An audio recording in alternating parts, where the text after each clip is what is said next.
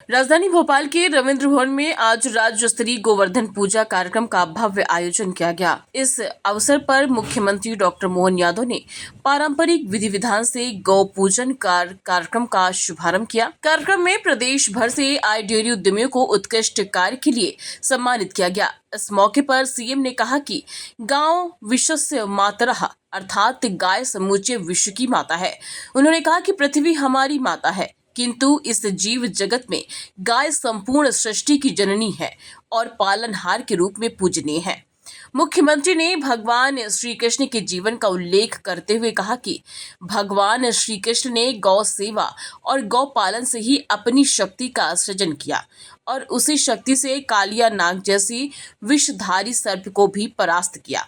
उन्होंने कहा कि भगवान को जीवन भर दो बातें अत्यंत प्रिय रहीं, गांव की संस्कृति और गोपाल नाम। यदि कोई उन्हें गोपाल कहकर पुकार दे तो वे दुनिया की सारी संपत्ति लुटा दे। मुख्यमंत्री ने आगे कहा कि भगवान श्री कृष्ण ने मोर मुकुट धारण कर ग्रामीण संस्कृति का जीवन भर सम्मान किया। हम सबको भी उसी भावना से गाय, गांव और गोपाल संस्कृति का सम्मान करना चाहिए। उन्होंने कहा कि गोबर से लिपे हुए मकानों में विकिरण का प्रभाव नहीं होता। आज गोबर से दीपक, प्रतिमाएं और जैविक उत्पाद भी तैयार किए जा रहे हैं।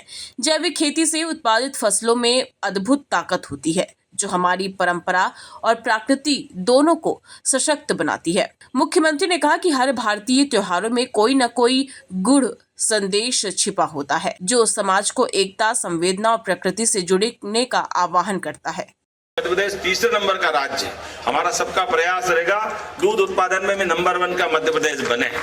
हमारे अपने दूध के उत्पादन के बलबूते पर दूध की राजधानी देश में अगर कोई जानी जाए तो मध्य प्रदेश से जानी जाना चाहिए। हमको इस बात का भी संकल्प लेने की आवश्यकता है और इसीलिए हमने कई योजनाएं बनाई। आपके माध्यम से भी जब युवाओं को रोजगार की आवश्यकता है और सब प्रकार से अनुकूलता है, गौशालाओं की राशि बढ़ा करके गौ माताओं के लिए 20 की बजाय 40 कर रहे हैं। बड़ी गौशाला के बारे में आपने बताया ही है, लेकिन केवल गौशाला में गौ माता नहीं, गौ माता के माध्यम से दूध भी, गोमूत्र भी, गोबर भी, जो हो सकता है वो सारी चीजों का लाभ मिलना चाहिए।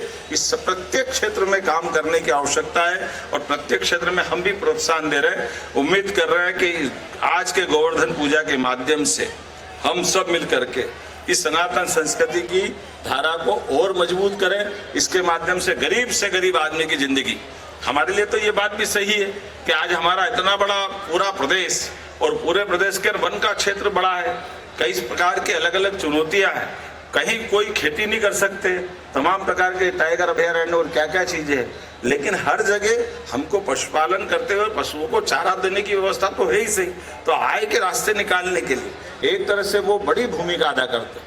आर्थिक दृष्टि से लोगों को जिंदगी बेहतर करने के लिए जेल के अंदर भी गौशाला का पुरस्कार मिला मेरी अपनी ओर से। भोपाल जेल के अधीक्षक सहित सारे स्टाफ को भी बधाई। और हम प्रदेश में पूरे जेल के सारे क्षेत्रों में और केवल जेल नहीं, हर एक जगह जो जहां इस प्रकार से गौशाला चलाना चाहता है, गोपालन करना चाहता है, गौशाला में सेवा देना चाहता है, प्रत्येक व्यक्ति को जोड़कर चल रहे, हर एक जगह हम सब मिलकर के ये हमारा गौ माता की सेवा करने का मौका मिले।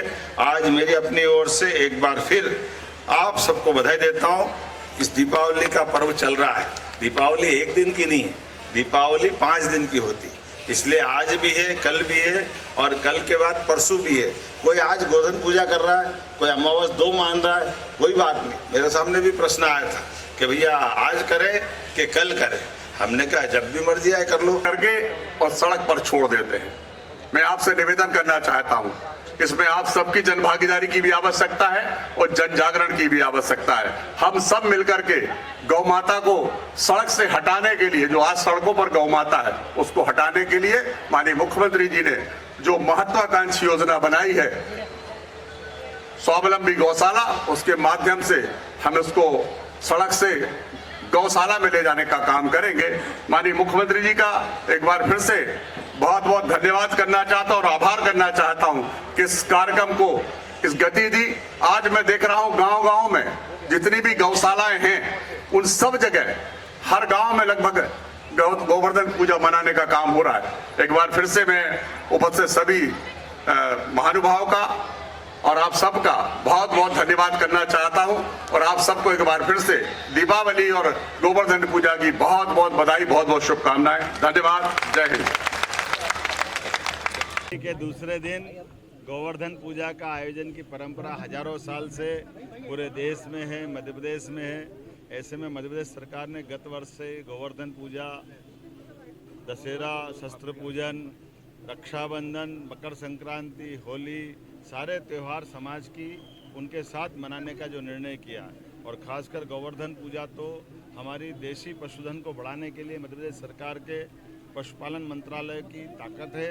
इसके भरोसे से हमारी प्राकृतिक खेती अच्छी करने के साथ साथ दूध उत्पादन में भी मध्य प्रदेश का स्थान तीसरे नंबर से निकल करके 1 नंबर पे आए, ऐसी बहुत सारी योजना हमारे द्वारा बनाई गई थी। आज मध्य प्रदेश के गौशालाओं से जुड़े हुए कई पुरस्कार भी भोपाल में दिए गए।